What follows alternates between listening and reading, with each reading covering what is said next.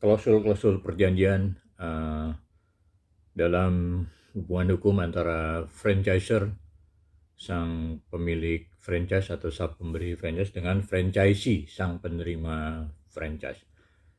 Pengalamanku, logikaku, pikiranku, keyakinanku, pemahamanku, ingatanku, dan pendapatku. Saya tiba-tiba ingin menyoroti tentang hubungan franchisor, sang pemberi franchise, dengan franchisee, sang penerima franchise. Karena hubungan hukum itu dilandasi pada perjanjian, biasanya memang hal-hal kesepakatan khususnya di dalam perjanjian itu merupakan hal biasa di dalam perjanjian itu.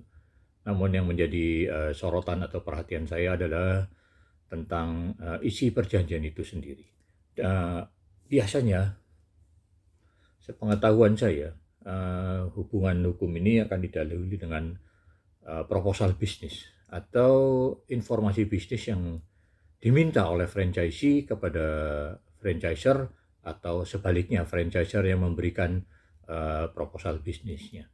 Nah, karena ini adalah proposal bisnis, jadi seandainya saya yang menjadi franchisee, saya jelas akan meminta satu jaminan dalam hal misalnya omset, kemudian juga profit. Itu inti dari bisnis, karena semua bisnis pasti profit oriented. Namun kalau tidak ada jaminan, hanya berdasarkan proposal gitu kan, yang berupa estimasi, saya rasa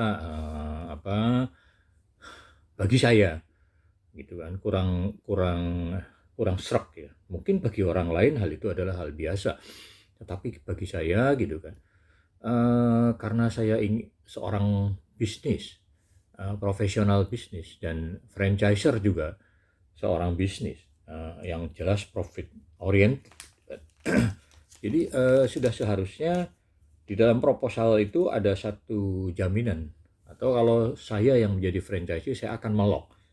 Seandainya di dalam proposal bisnis itu franchisor ini memberikan informasi bahwa omset misalnya bisa 300 juta atau up, atau di bawah misalnya, gitu kan, dan profit juga 50 juta up gitu kan. Jadi kalau 300 juta, 50 juta berarti sekitar 16-17% lah profitnya gitu kan. Nah, ini yang bagi saya menjadi kunci gitu kan.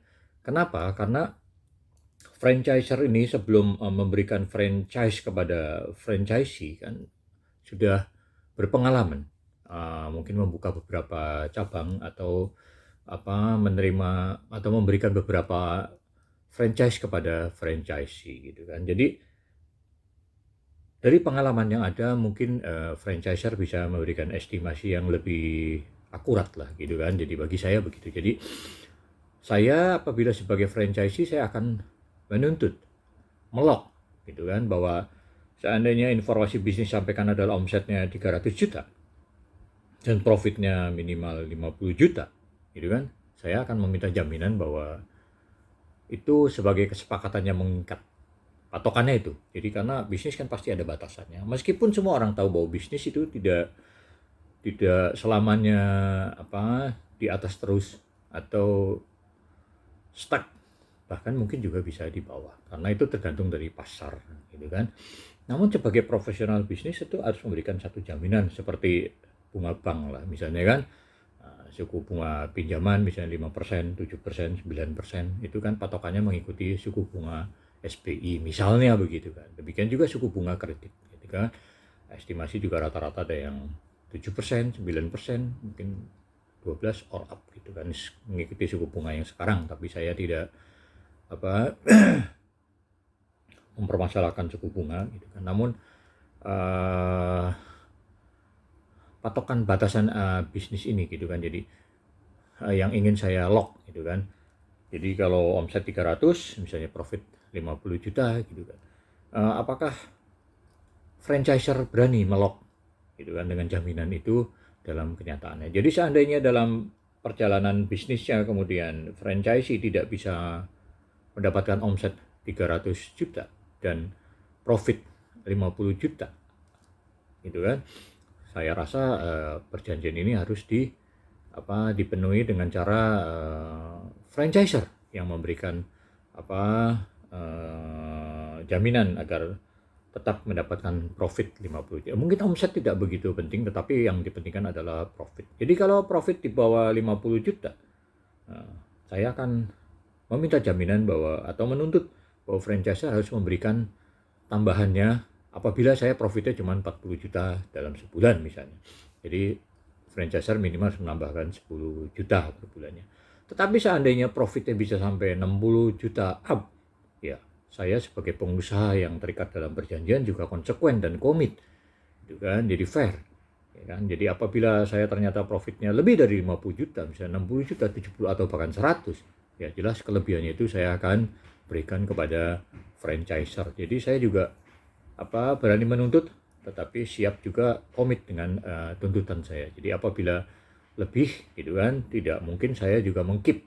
Jadi kalau di dalam batasan perjanjian ini kita sepakat bahwa profitnya 50 juta, ternyata profitnya bisa 70 juta, ya saya akan mengembalikan kelebihannya 20 juta profit itu kepada franchiser. Karena ya, demikian pula franchiser apabila profitnya di bawah 50 juta, misalnya 40, 30, ya franchiser harus berani memberikan tambahan sehingga saya tetap mendapatkan 50 juta profitnya. Jadi intinya adalah profit fix yang ingin saya peroleh dalam perjanjian bisnis franchise ini. Tetapi kalau memang tidak ada jaminan atau batasan atau di lock atau kesepakatan bahwa pendapatan tetap fix setiap bulannya, tidak dikunci dengan nominal tertentu, saya rasa ya bagi saya sih saya tidak akan bersedia gitu ya, karena ya namanya bisnis memang sama. Justru gunanya franchise adalah untuk memberikan jaminan pendapatan yang pasti, yang fix gitu. Karena selain saya diminta membayar franchise fee itu kepada franchiser, juga biasanya saya juga diminta nominal profit beberapa persen oleh franchiser. Namun karena saya belum pernah melakukan perjanjian ini, jadi saya tidak tahu apakah profitnya itu dari omset, ya kan, ataukah dari profit.